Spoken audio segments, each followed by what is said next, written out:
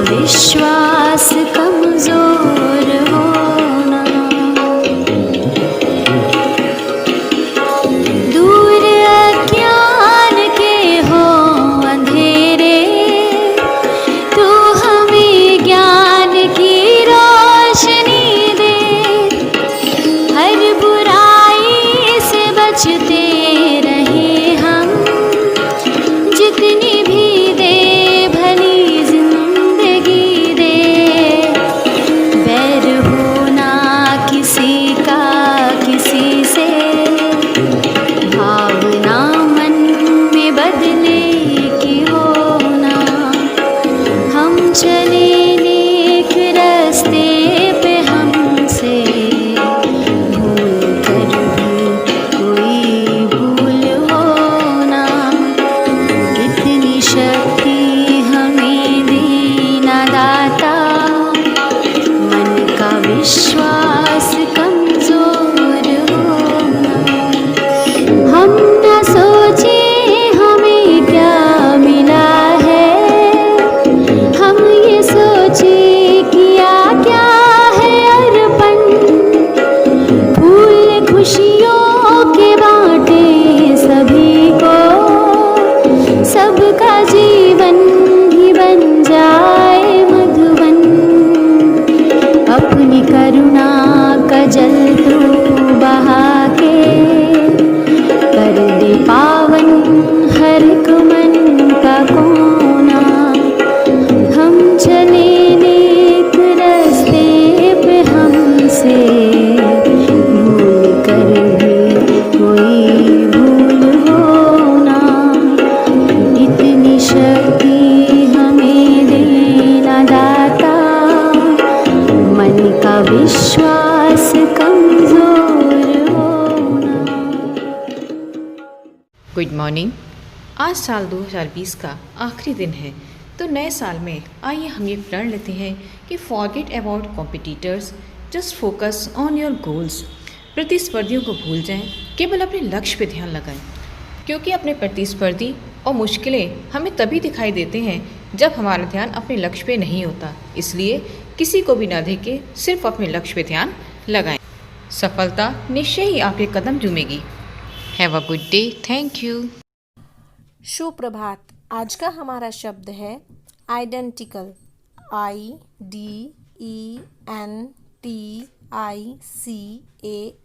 Identical इसका अर्थ है समान या समरूप। आइए इसे समझते हैं। The chromatin is practically identical with nucleon. Chromatin नाभिक के साथ व्यावहारिक रूप से समान है। धन्यवाद। Very good morning to everyone. अब वक्त है आज की पहेली का। आज की पहेली है, खुली रात में पैदा होती, हरी घास पर सोती हूँ, मोती जैसी मूरत मेरी, बादल की मैं पोती हूँ। तो बताइए क्या होगा ये? खुली रात में पैदा होती है और मोती जैसी लगती है, लेकिन मोती भी नहीं है। जी हाँ, बिल्कुल सही सोचा आपने। इसका जवाब है ओस। Thank you.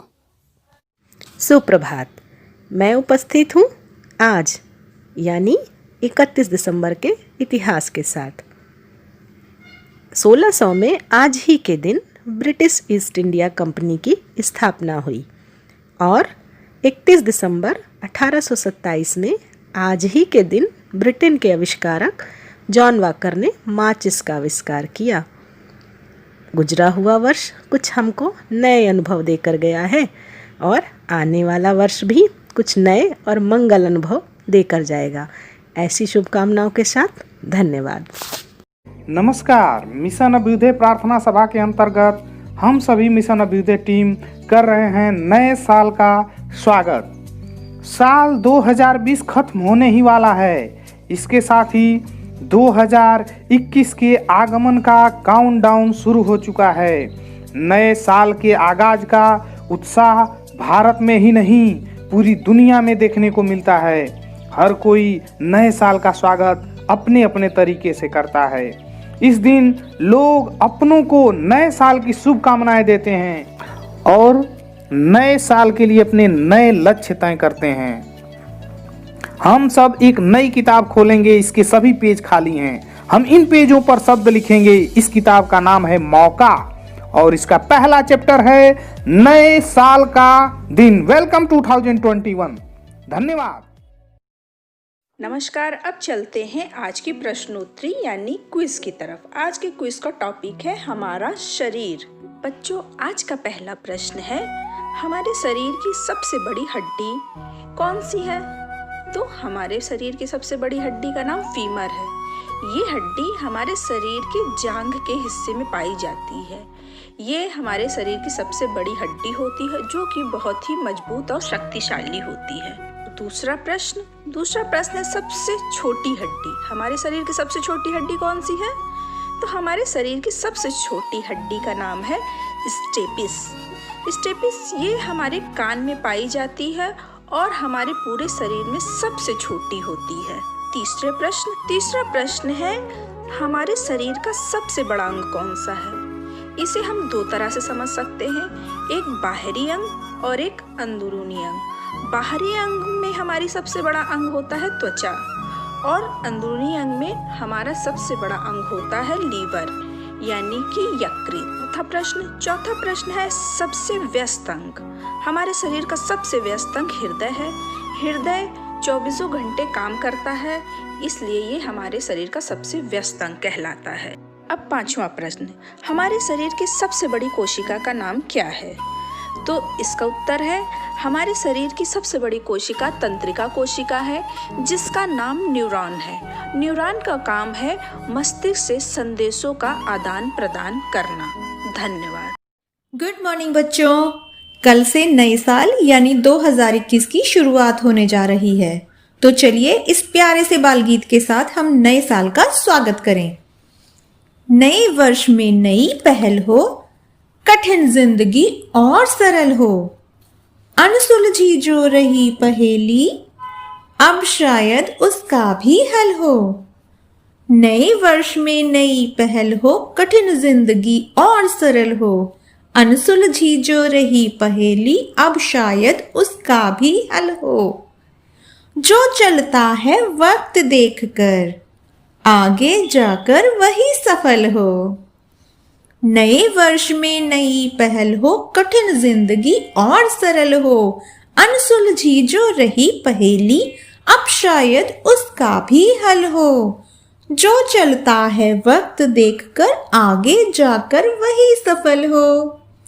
नए वर्ष का उगता सूरज सबके लिए सुनहरा पल हो। नए वर्ष में नई पहल हो, कठिन जिंदगी और सरल हो, अनसुलझी जो रही पहेली अब शायद उसका भी हल हो।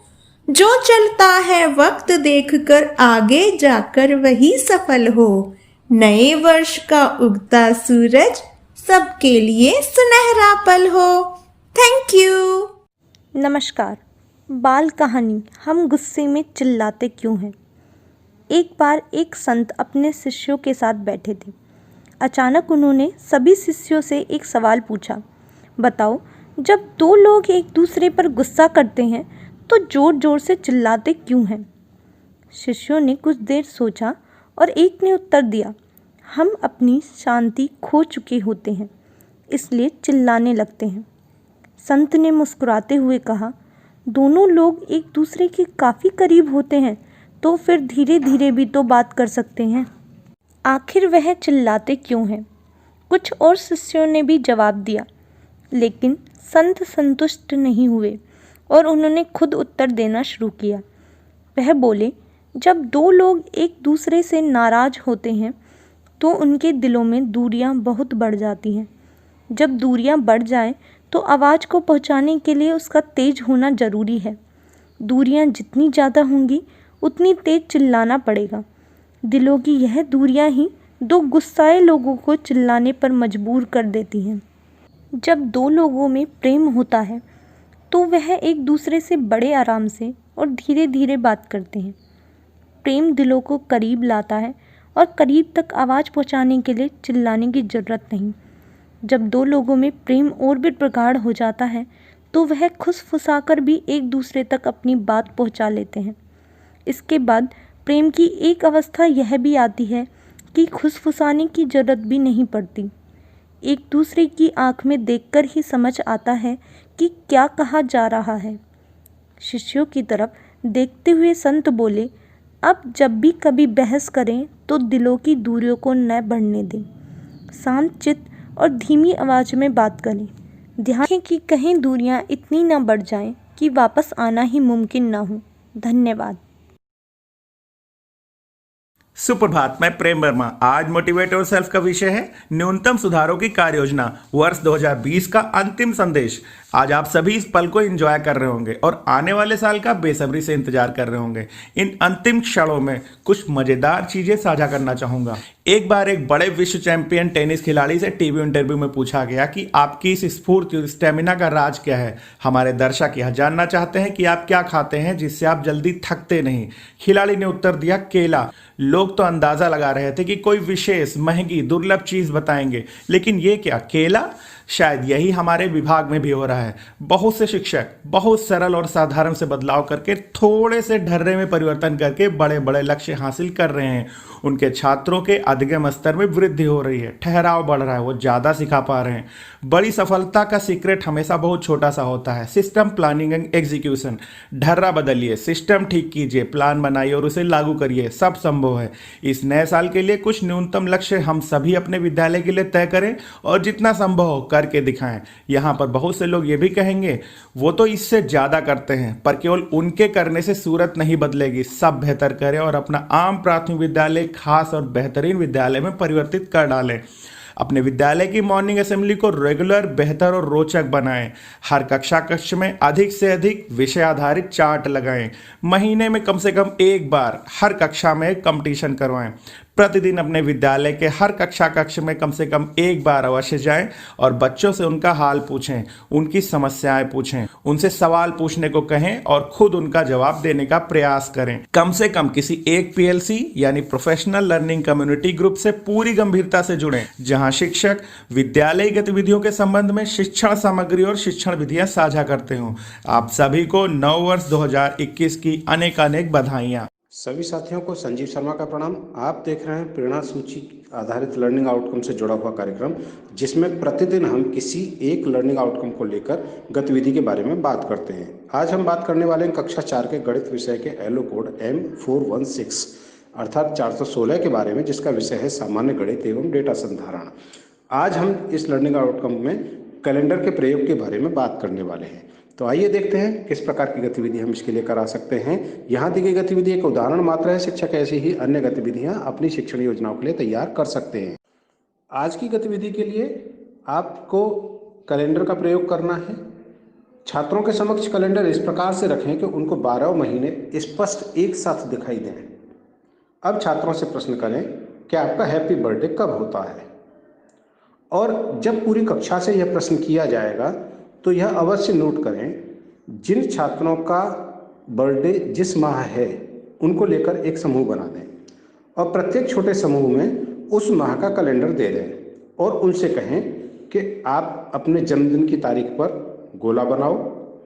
ये देखो कि इस माह में कुल कितने दिन हैं और कौन सा दिन कितनी बार आया है। जब छात्र इन सभी प्रश्नों के उत्तर दे रहे हों तो उनको बोर्ड पर भी लिखते हुए दिखाएं और ये देखें कि किस माह कौन सा दिन कितनी बार आया और कम से कम कितनी बार आ रहा है। इससे आप सप्ताह की संकल्पना को स्पष्ट कर पाएंगे। जब छात्रों से ये सब प्रश्न किए जा रहे हों तो उनको यह चीज़ें स्पष्ट रूप से व्यक्त करने का प्रयास करें। गतिविधि को रोचक बनाने के लिए कुछ और प्रश्नों को आप शामिल कर सकते हैं।